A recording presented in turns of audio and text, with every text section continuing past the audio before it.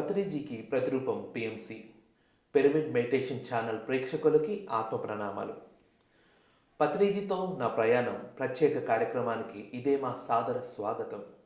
బ్రహ్మర్షి పత్రిజీ ఒక మహాస్ఫూర్తి, ఎందరినో ధ్యానులుగా ఆత్మజ్ఞానులుగా మలిచిన మహాజ్ఞాని. మరి ఆ మహాగురువుతో ప్రయాణం అంటేనే ఎందరో సీనియర్ పిరమిడ్ మాస్టర్స్ 3 దశాబ్దాలుగా అడుగులో అడుగు వేసుకుంటూ ఎన్నో అనుభవాలు, అనుభూతులు, ఆనందాలు పొందారు. మరి ఈరోజు మనతో వారి పత్రిజీతో వారుకున్న ప్రయాణాన్ని పంచుకోవడానికి వచ్చారు సీనియర్ పిరమిడ్ మాస్టర్ సూర్యప్రసాద్ గారు, కోరుమిల్లి వాస్తవ్యులు. మరి ఆయన జర్నీని పంచుకుందామా?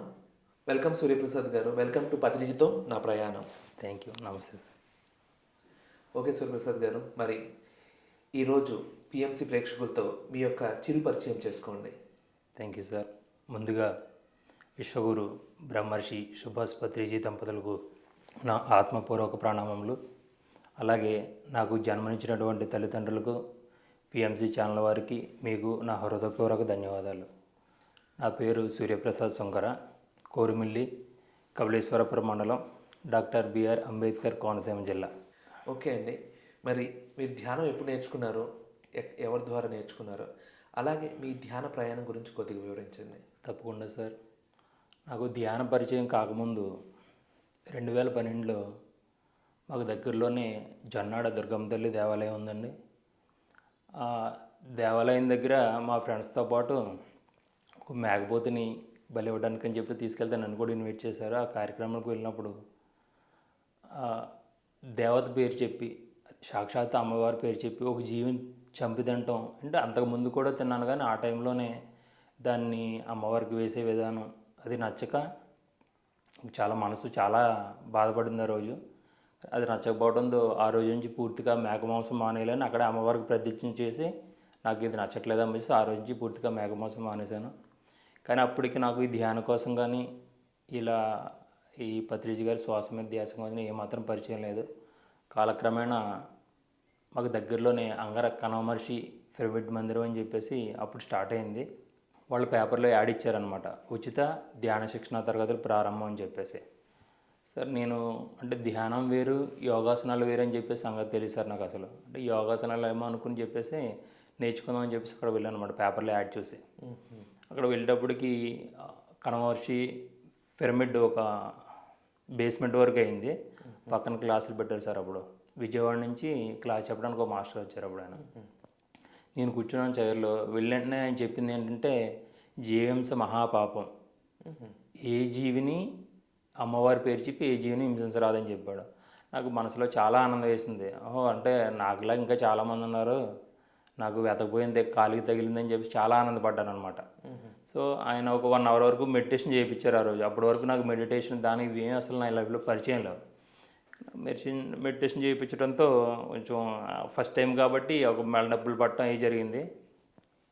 తర్వాత అంటే అక్కడ నాకు నచ్చింది ఏంటి, జేఎంస్ పాపం, మహాపాపం, దాన్ని ఏ జీవిని ఇబ్బంది పెట్టకూడదు అమ్మవారి పేరు చెప్పి నచ్చడంతో అదొకటే నచ్చింది. కానీ మిగతా ఆ రోజు అయితే ఫస్ట్ టైం కదా సార్, అసలు ఏం నచ్చలేదన్నమాట. సో అది 1 ఇయర్ బ్రేక్ వచ్చింది అక్కడ నుంచి. అంటే నెక్స్ట్ మంత్ అమావాస్య క్లాస్కి కానీ మళ్ళీ వెళ్ళలేదు. మాకు మండపాట్లో నల్లమిల్లి విజయభాస్కర్ రెడ్డి గారు అని చెప్పేసి ఆయన మంచి మాట అనే బుక్స్ మొత్తం మా జిల్లా అంతా కూడా పంచిపెట్టించారు సార్. ఆ పంచిపెట్టే టైంలో నాది వృత్తిరీత్యా ఫ్యాన్సీ షాపు. మా షాప్ దగ్గరికి వడ్లమూరి నవలక్ష్మి గారు, మెడిసిన్ మాట కృష్ణ గారు ఇద్దరు బుక్స్ పంచిపెట్టుతూ వచ్చి వీళ్ళు ప్రచారం చేస్తాను మరి ధ్యానం కోసం. వాళ్ళతో కొద్దిసేపు మాట్లాడి ఈ ధ్యానం వల్ల ఉపయోగాలు ఏంటి, నేను ఆల్రెడీ ఒకసారి వచ్చానండి, అక్కడికి వస్తే వాళ్ళు ఆత్మలు అంటున్నారు, హాస్టల్ మాస్టర్స్ అంటున్నారు, ఇది వెనక్కి తీసుకెళ్ళిపోతున్నట్టు ఉంది, మూఢనమ్మకాల్లో ఉన్నాయంటే అదేం కాదు సార్, మీకు జేమ్స్ నచ్చలేదు కదా, దానికోసమైనా రండి అని చెప్పేసి వాళ్ళు చెప్పడం, మంచి మాట బుక్ చదవడం, దాంట్లో ఉన్న మంచి విషయాలన్నీ కూడా నాకు బాగా నచ్చి సార్. అప్పటి నుంచి ప్రతి అమావాస్యకి అంగర కనమర్షి పిరమిడ్ మందిరానికి వెళ్ళటం. వెళ్ళిన తర్వాత దాంట్లో పత్రిజీ గారి కోసం పూర్తిగా తెలుసుకుని, అంటే ఈ క్లాసులో ఏమన్నా ఒక డౌట్ వస్తే మళ్ళీ నెక్స్ట్ క్లాసులో క్లియర్ అయిపోయి సార్ అది జరగటం. ఇంకా ఆయన మీ శ్వాసే మీ గురువు అని చెప్పడం అన్నీ కూడా బాగా నచ్చినాయి. అప్పటి నుంచి ప్రతి అమావాస్య క్లాసులకు వెళ్ళడం తర్వాత దగ్గరలోనే 2018లో వడ్లమూడిలో భారీ శాకాహార ర్యాలీ జరిగింది సార్. అంటే అప్పుడు శాకాహార ర్యాలీకి వెళ్ళి అప్పటి వరకు నేనేమనుకున్నాను, మేక మాంసం తింటే ఒకటే పాపం అనుకున్నాను. కానీ ఈ ఇన్ని క్లాసులు వినటం తర్వాత ఈ ర్యాలీకి రావటం ఆ రోజు నుంచి పూర్తిగా శాకాహారిగా మారాను సార్. పూర్తిగా శాకాహారి మారిన తర్వాత ఇంటికి వెళ్ళి మా మిస్సెస్తో ఈ రోజు నుంచి నేను పూర్తి శాకాహారం తీసుకోవాలనుకుంటున్నాను, కనీసం గుడ్డు కూడా తీసుకోనంటే మా మేడం పూర్వజన్మలోనే ధ్యానం చేసి ఉన్నారేమో, సరే సరే మానేద్దాం, సరేనండి మానేద్దామని చెప్పేసి అన్నారన్నమాట. సో హ్యాపీ, ఇంకా ఇంట్లో కూడా ఇబ్బందులు లేవు. సో అలా నేను మారిన తర్వాత మా అక్క వాళ్ళ ఫ్యామిలీ, మా అమ్మగారు, మా తమ్ముడు, మా మిస్సెస్ వాళ్ళ అక్క, మా వదిన గారు వీళ్ళందరూ నాతో పాటే ప్రతి క్లాస్కి రావటం. ఇంకా ఈ ధ్యాన మార్గంలోకి వచ్చిన తర్వాత నా ప్రవర్తన చూసి ఇంకా కొంతమంది మోటివేట్ అయ్యి రావటం అలా జరుగుతుంది సార్. అంతా హ్యాపీ, ధ్యానం వల్ల చాలా హ్యాపీగా ఉంది. చాలా బాగుందండి. Thank you sir. అంటే ఇన్ ది సెన్స్ మీరు ధ్యానం రాకముందే ఒక జీవి, చంపబడుతున్న జీవిని చూసి సార్ అది మీకు చెలించిపోయి మీరు శాకాహారిగా మారిపోయారు. మరి పత్రి సార్ అన్నారు, ఏమన్నారంటే నువ్వు ధ్యానం చేయకపోయినా పర్లేదు, శాకాహారిగా మారు. నువ్వు మనిషివి అని చెప్పుకోవాలంటే నువ్వు ఏ జీవిని చంపుకోవడమే ఫస్ట్ క్వాలిటీ అని చెప్పారు. అలాంటి ర్యాలీస్లో ఇంకేమైనా పాల్గొన్నారా? మీరు వాటి గురించి ఏమన్నా ర్యాలీస్ ఏమన్నా ఏర్పాటు చేశారా? వివరించండి.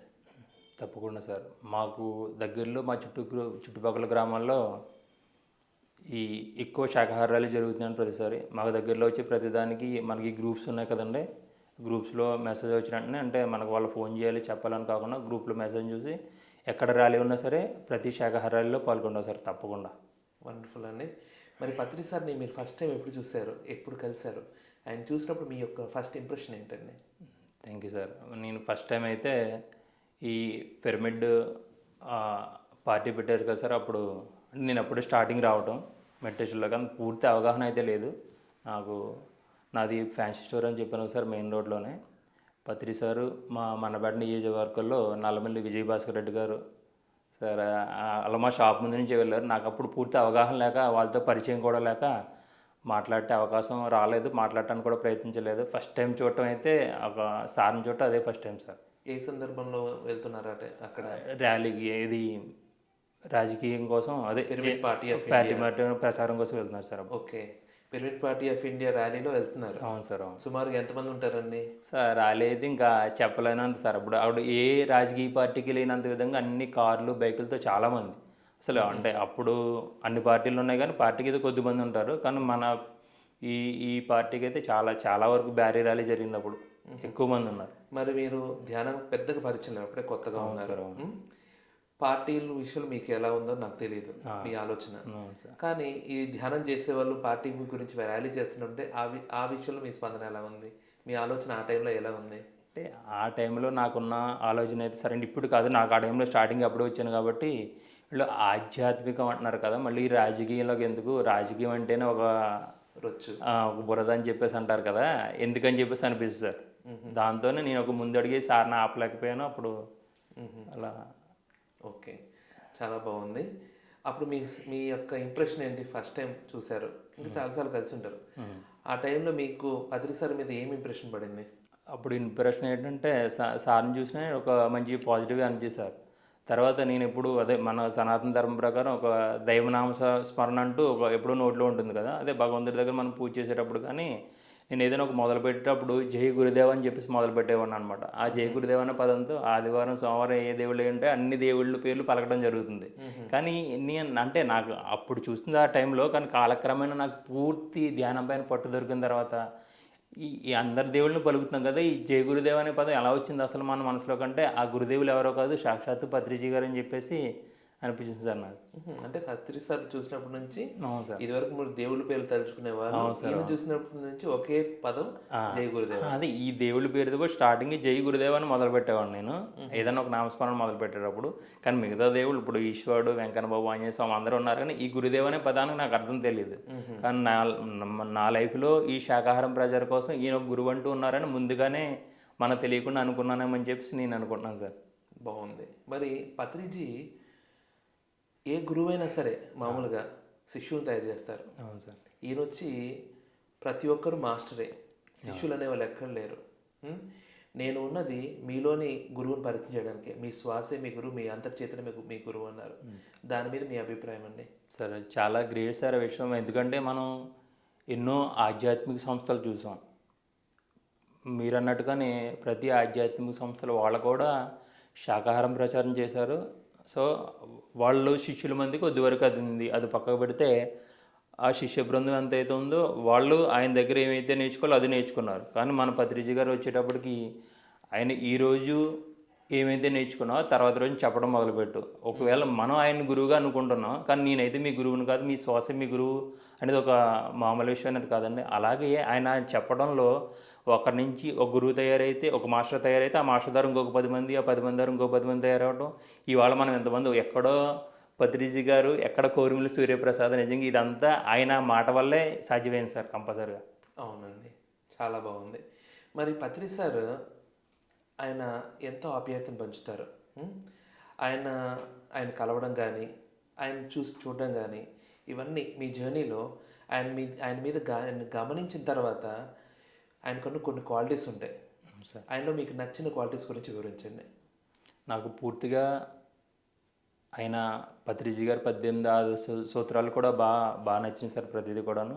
దాంట్లో కొద్దిగా ఏముందంటే విగ్రహారాధన నిషిద్ధం అని చెప్పేసి ఉంటుంది కదా. స్టార్టింగ్లో కొద్దిగా ఇబ్బంది అనిపించేది, ఎందుకంటే దానికోసం పూర్తి అవగాహన లేదు. నాకున్న ఆలోచన పరిధిలో ఆలోచిస్తే తప్పు అనిపించేది. కాలక్రమేణా ప్రతి మాస్టర్ క్లాస్ వినటం, చెప్పాను కదా సార్, ముందు క్లాసులో ఏదైనా ఒక డౌట్ వస్తే నెక్స్ట్ క్లాస్ అది క్లియర్ అయ్యేది. ఏదో మాస్టర్ ద్వారా చెప్పించబడటం జరిగేది. ఆ కాలక్రమేణా ఆ విగ్రహారాధన నిషిద్ధం అనేది ఏంటంటే విగ్రహం ఒక నిగ్రహం కోసమే. భగవంతుడు సర్వాంతర్యామి, నీలో ఉన్నాడు, నీలో నువ్వే దేవుడివి.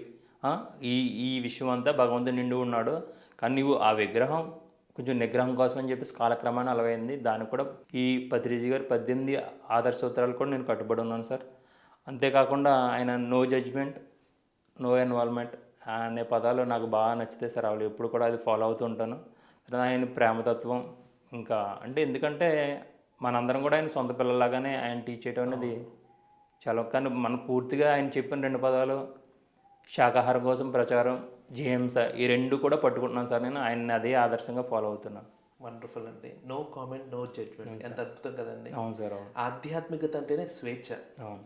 అందుకే ఆయన నీవు శిష్యుడు నా కింద ఉన్నవాడు కాదు, నేను గురువు నీ పైన ఉన్నవాడు కాదు, నేను సరి చేసేవాడిని అని ఎక్కడ అక్కడ ఇరుక్కోలేదు. అవును సార్. పూర్తిగా స్వేచ్ఛనిచ్చాడు. మనం మిత్రులం, ఒకరి నుంచి ఒకరు నేర్చుకుంటాం, మిత్రులు ఎలా ఉంటారు అంతే అని అక్కడ కూడా బంధరాహిత్యంలో ఉంటూ మనకు ఎగ్జాంపుల్ చూపించారు. అలాగే ఇతరుల విషయాల్లో ఏలు పెట్టుకోవడం, జడ్జే నాట్ అనేది ఆధ్యాత్మికతలో మహోన్నతమైనది. అవన్నీ ఆయన ఆచరిస్తూ మనం ఆచరింపజేశారు కదండి. అవును సార్, చాలా అద్భుతం. అవును. మరి పత్రి సార్ ఒక మహాజ్ఞాని. ఆయన కొన్ని వేల పుస్తకాలు చదివారు. ఆ పుస్తకాల సారాన్నంతా మనం ఏ విధంగా అయితే అర్థం చేసుకోగలమో ఆ విధంగా మలిచి ఎన్నో పుస్తకాలు అందించారు. ఆయన రాసిన పుస్తకాల్లో మిమ్మల్ని ఇన్స్పైర్ చేసిన పుస్తకం గురించి వివరించండి. నేను భగవద్గీత చదవాలని అనుకునేవాడిని సార్ ఎప్పుడు కూడా. కానీ భగవద్గీత కొని తెచ్చుకోవడం, ఫస్ట్ 1-2 పేజీలు చదవడం, మళ్ళీ పక్కన పెట్టడం అలా జరిగేది. కానీ మేము ధ్యానంలోకి వచ్చిన తర్వాత తులసీదళం 1, తులసీదళం 2 ఈ 2 పత్రిజీ గారి బుక్ నాకు బాగా నచ్చింది సార్. దాంట్లో బుక్ చదవటం, దాంట్లో ఉన్న విషయాలని ఫాలో అవ్వడం అనేది జరుగుతుంది సార్. బాగా నచ్చిన బుక్ తులసీదళం 1, 2. పుస్తకాల విషయానికి వస్తే ఆయన జ్ఞాన పిపాసి. ఎందుకంటే ఆయన వచ్చేంతవరకు తెలియదు పుస్తకాలు ఇంతగా చదవాలని. అంతేనంటారా? అవునండి, అవును. ఎందుకంటే ఏ గురువు అయినా సరే పరిమితంగా కొన్ని పుస్తకాలు ఇచ్చి ఇంతవరకు చదవండి, ఆయన రాసినవి ఇస్తారు. అవును. సాధనలు కూడా ఇంత పరిమితంగా ఇస్తారు. ఈయన అపరిమితంగా సాధన చేస్తారు. అలాగే ఎందరో వెస్ట్రన్ ఆధ్యాత్మిక శాస్త్రవేత్తల యొక్క సారాన్ని తీసుకొని మనకు అందించారు. వాటి మీద మీ అభిప్రాయం ఏంటండి? ఎందుకంటే ఇంత అన్లిమిటెడ్ నాలెడ్జ్ ఏ గురువు ఇవ్వలేదు. ఇంత విస్తారమైన ఎన్ని పుస్తకాలు కదండి. అసలు ఒక గ్రాండ్ మాస్టర్ అంటే చూపించుకోవాలంటే పత్రిజీ నిదర్శనంగా ఉంటారు. అంతేనంటారా? కరెక్ట్గా సార్. ఎందుకంటే ఈయన అన్ని పుస్తకాలు చదవండి, దాంట్లో ఎంత అవసరమైతే ఉందో అదే మీరు తీసుకోండి, మీకు కావాల్సిన జ్ఞానం తీసుకోండి, కానీ అన్ని రకాల నుంచి ధ్యానం నేర్చుకోండి, కానీ దాంట్లో మనకు అవసరమైంది నేర్చుకోండి అని చెప్పడం చాలా గ్రేట్ సార్. ఏదైనా ఏ గురువైనా సరే ఆయన బుక్స్ వరకు చదువుతాం, ఆయన్నే ఫాలో అవుతారు. కానీ అన్ని కోణాల నుంచి ధ్యానం నేర్చుకోమన్నారు, కానీ మనకు నచ్చిందని తీసుకోమన్నారు. దాంట్లో క్వాలిటీ ఉందో అది మాత్రం తీసుకోమన్నారు, మీతో వదిలిపెట్టామన్నారు. అక్కడ కూడా జడ్జిమెంట్ అయితే చేయొద్దు సార్. గ్రేట్గా సార్, మామూలు విషయం కాదు. ప్రతి ఒక్కరి దగ్గర నుంచి నేర్చుకోవాలి, ప్రతి ఒక్కరితో స్నేహం చేయాలి, కావాల్సింది తీసుకోవాలి, అనవసరమైంది వదిలిపెట్టేసి. అవును సార్, అంతే కదండి. చాలా గ్రేట్గా సార్ అది. అవును. అలాగే పత్రి సార్ ధ్యానం చేయండి ఆరోగ్యంగా ఉండండి అని సింపుల్గా చెప్పొచ్చు. అలాగే నో డాక్టర్ నో మెడిసిన్ అని తీసుకొచ్చారు. దాని మీద మీ స్పష్టత అండి.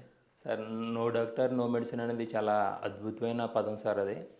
కానీ మన ఆరోగ్యరీత్యా ఇప్పుడు సార్ ఒకటి ఆయన సింపుల్గా నో డాక్టర్ నో మెడిసిన్ అనేది ఎందుకు అన్నదంటే మన ఏ అనారోగ్య కారణం అయినా సరే మనం తీసుకునే ఆహారం.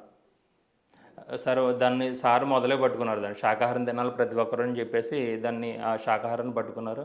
శాకాహారం తింటే ఎటువంటి అనారోగ్యమైనా మన దగ్గరికి రాదని చెప్పేసి ఒక మెయిన్ కాన్సెప్ట్ అది. ఈ ధ్యాన సాధన ఇంకా పెంచుకుంటూ పోతే, ధ్యాన సాధన చేస్తే ఇంక మెడిసిన్ అనేది అవసరం లేదు.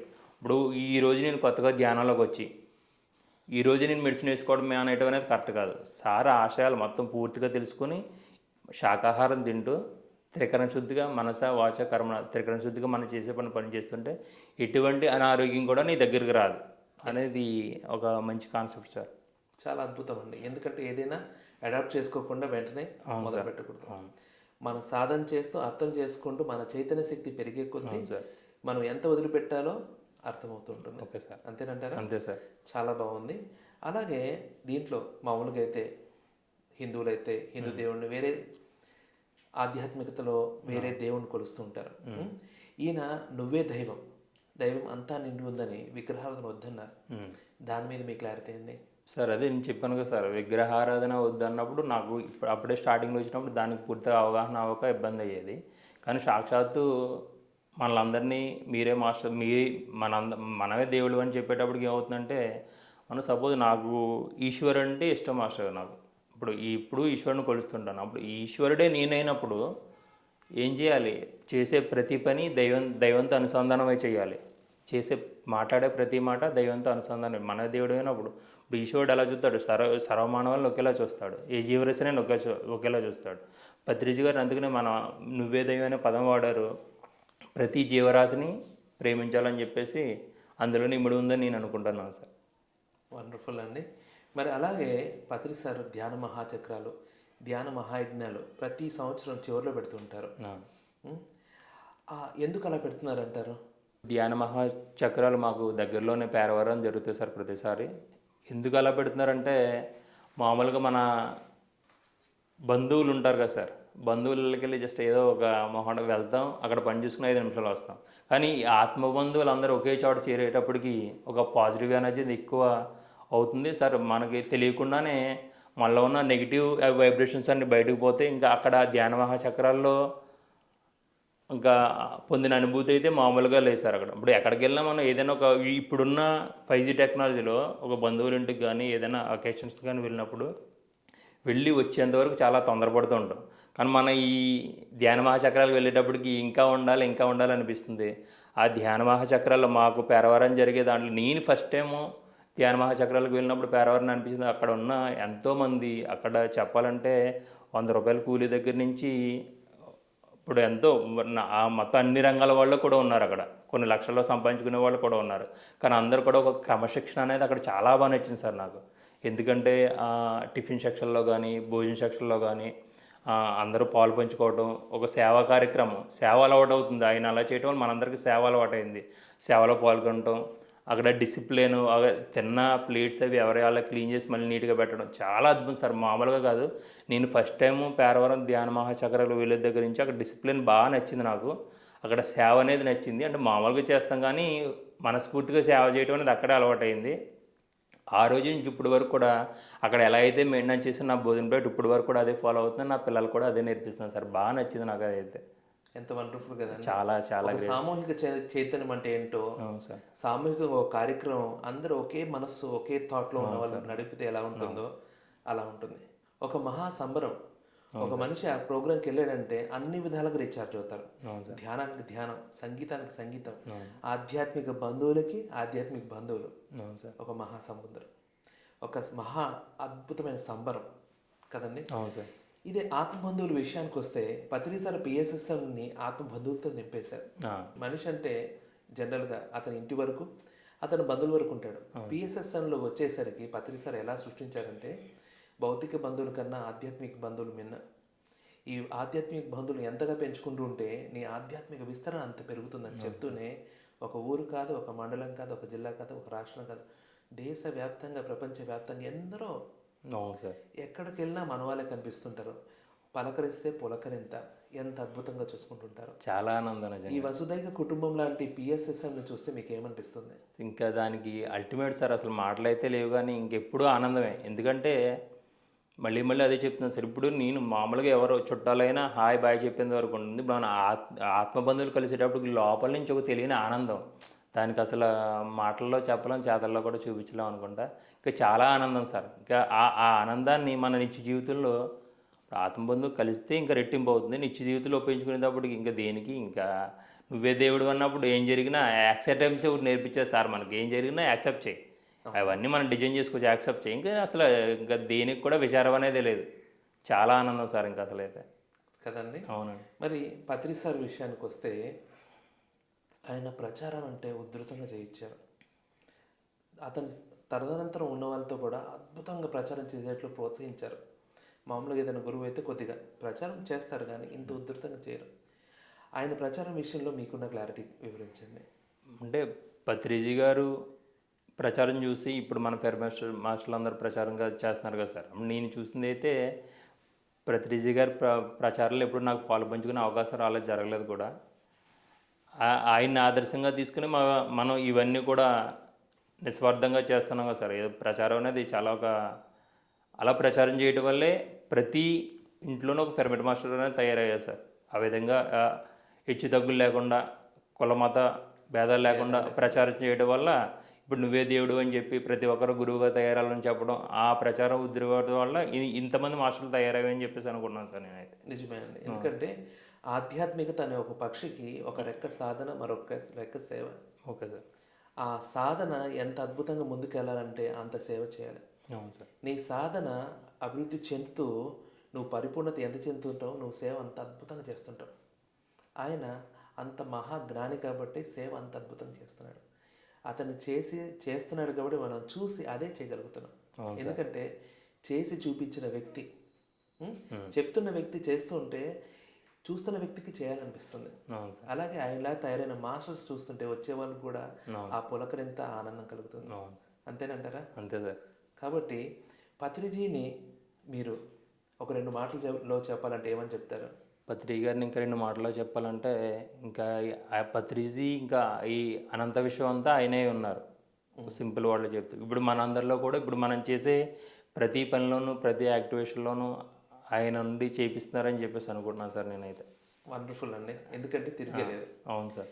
ఆయన ఆలోచన విధానం, ఆయన పద్ధతి, ఇలాంటి వ్యక్తి, ఇలాంటి ఐడియాలజీ, ఇలాంటి స్పష్టత ఉన్న వ్యక్తి ఎవరైనా వస్తారా, అలాగ మూవ్ చేస్తారా అని వెయిట్ చేస్తున్న వాళ్ళే ఆయన జెండాను పట్టుకొని పరిగెడుతున్నారు ఇప్పుడు. అంతేనంటారా? అంతే సార్. ఎందుకంటే పత్రి సార్ డిపెండెన్సీని ఇవ్వలేదు, డిపెండెన్సీని కోరుకోని వల్ల ఇక్కడికి వచ్చారు. అవును సార్. అంతేనంటారా లేదా? అంతే సార్. అంతే సార్. కాబట్టి ఒకే గూటి పక్షులు ఒక చోట చేరుతాయంట. ఏ గూటి పక్షులు ఆ గూటికి చేరుతాయంట. కాబట్టి ఆయన ఆలోచన విధానం ఉన్న వాళ్ళే ఇక్కడ జాయిన్ అయ్యారు. ఆయన ఆలోచన విధానం ఉన్న వాళ్ళే అందరు కలిసి ఉన్నారు. ఆయన లేకపోయినా కానీ అదే కాన్షియస్నెస్తో పిరమిడ్ సొసైటీ రన్ అవుతుంది. అంతేనంటారు కదా?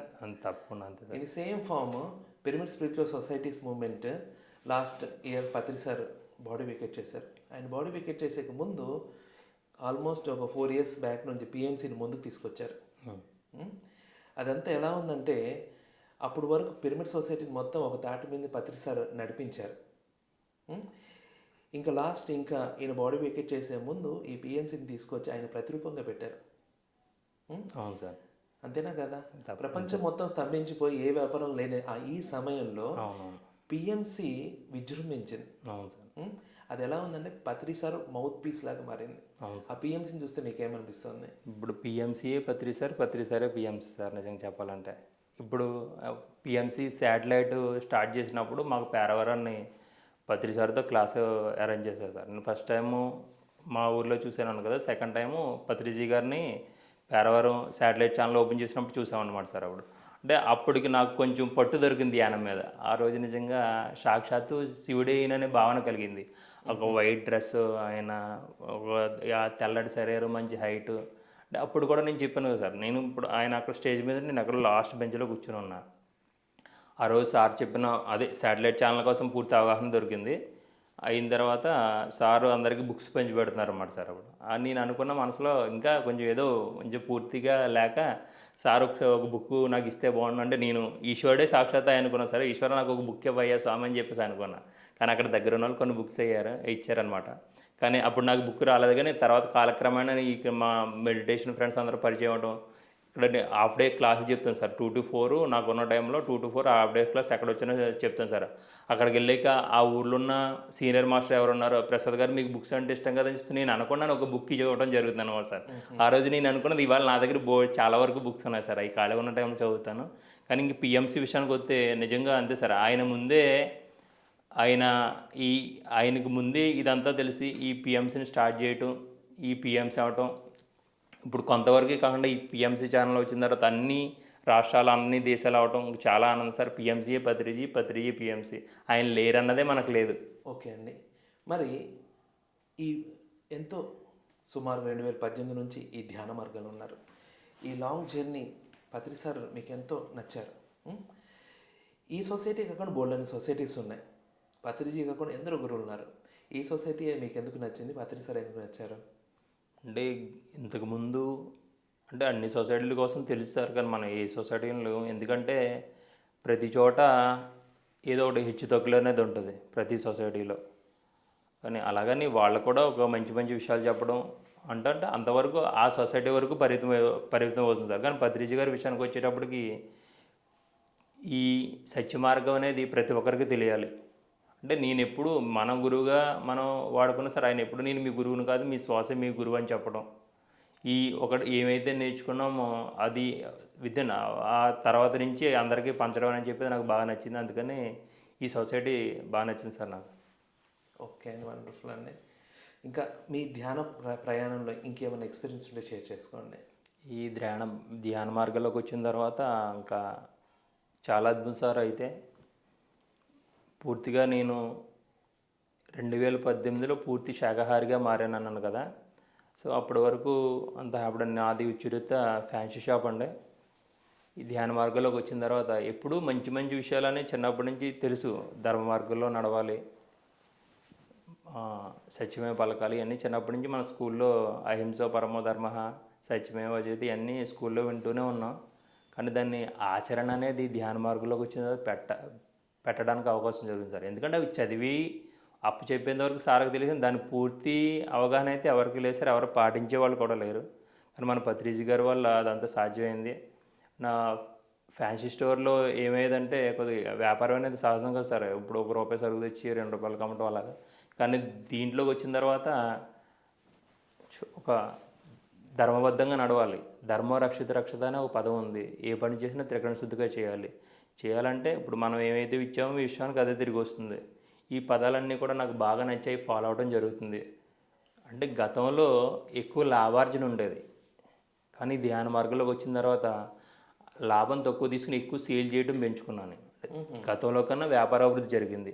ఓకే. ఈ వ్యాపారాభివృద్ధి జరగడం వల్ల నేను ఒక 15 years రెంట్ షాప్లో ఉన్నాను నేను.